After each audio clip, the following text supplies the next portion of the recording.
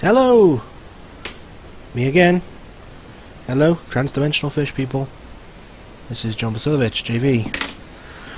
Coming to you live from Orlando. Just you wait to see how bad I suck at this. Now actually, I tell you what, I've been doing quite well.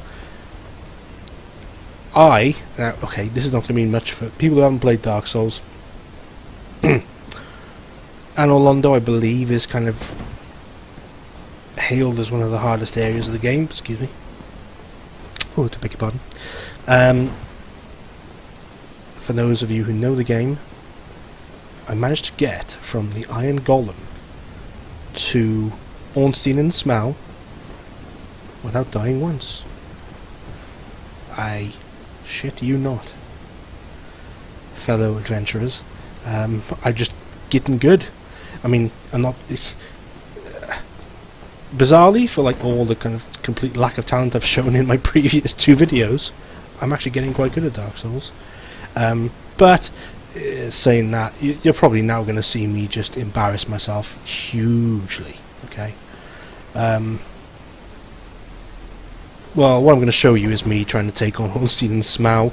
I'm going to do some Dark Souls again at some point, probably after that, because it'll probably get quite boring for yourselves if I keep showing you just repeated death at the hands of a giant executioner and, you know, one of Gwyn's top-notch knights.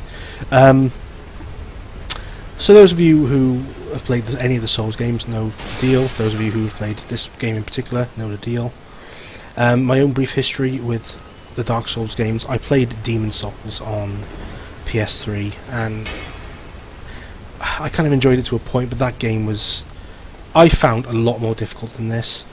It's a bit more unforgiving. I mean, you don't have any Estus flasks. You have to farm for items that will even do what an Estus flask, which is an item you're given and you never lose. You have to farm even for items that will do a basic healing, on you. And it's a bit tougher. Oh, I got my cat here. Hello. Try to get off my lap while I'm recording. Come on, dear. Thank you. Inconsiderate git. Dark Souls, Demon Souls was considerably tougher, I found. I never completed that game and I kind of gave up. Although, interestingly, if you guys listen to Podquisition, I assume you do. Well, a lot of you do, especially as I'm going to post this on the Podquisition page as well on Facebook. If you hear Jim, Laura and Gavin talk about their favourite areas, my favourite area is most definitely, even having played, a sizable chunk of Dark Souls 1, having played Dark Souls 2 and Dark Souls 3 to its completion, my favourite area by far of any Dark Souls game is still the Tower of Latria, specifically level 3-2, which is the second level in the Tower of Latria, which for those of you who've played Demon Souls will know to be the level where you're making your way along the kind of the vast towers of the Tower of Latria, and you've got the gargoyles, and the level culminates with the confrontation with the Manhunter. Spoiler. That is my favourite level ever. Design wise, it's also the level I never managed to get past in Dark Souls, at least in that world. I just gave up, to be honest. So I got back into Dark Souls when Dark Souls 3 came out, essentially. Actually just before that. I played Dark Souls 2, which I really enjoyed actually, but I mean, that was the first Dark Souls game I played. It's weird, I've played them in a very strange order. I played Dark Souls 2, which I haven't quite completed yet, but because I started playing Dark Souls 3 and that's a lot better, and I've been distracted ever since. Completed Dark Souls 3, loved it. I knew a bit of the lore before going into Dark Souls 3, so I could appreciate some of the lore. But I must say, the overall design, feel, level design, visual design, enemy design, the overall feel of the world and the kind of the architecture of Dark Souls 1 and the map design in terms of the fact that it's all one big world, in a way that Dark Souls 3 and Dark Souls 2 aren't quite, to a point. I'm loving it, and I think, to be honest, Dark Souls 1, this one, I'm probably preferring to Dark Souls 3.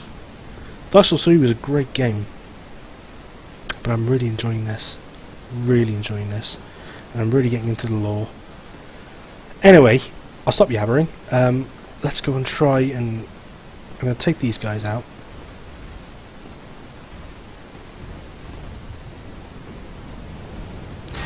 And I'll see if I can make any progress on Ornstein Smaug. I don't know how you pronounce that.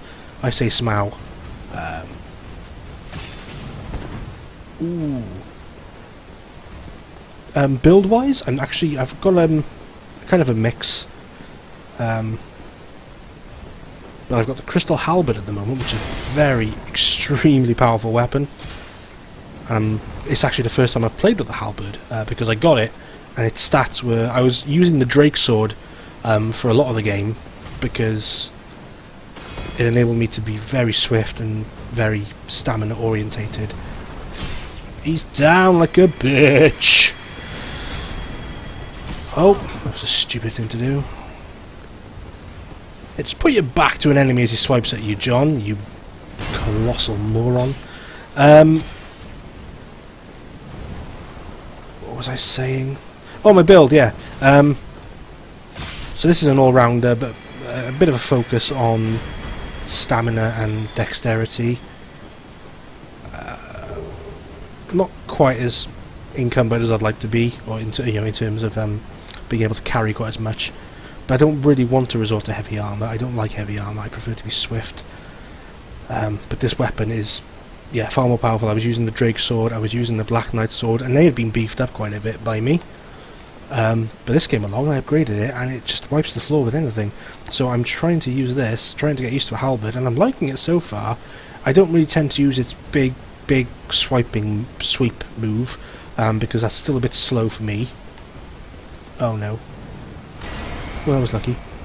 Right. I just tend to run past those guys because I really can't be bothered. And here we go. Ornstein and Smaug. Watch me fail! Ha ha! Here comes death! Death around the corner! Oh! Oh no, here we go. Yeah. Right. What am I doing? I don't know. And I'm dead. That was actually far worse than I've played before. I've been playing them, and I've managed to get some health off them. But, you know, fate being the cruel mistress she is, as I record myself to impress ye all, I end up looking like Ronnie Barker trying to take on a giant. I'm not gonna subject you to any more of this, to be honest. This is me signing off like a tit.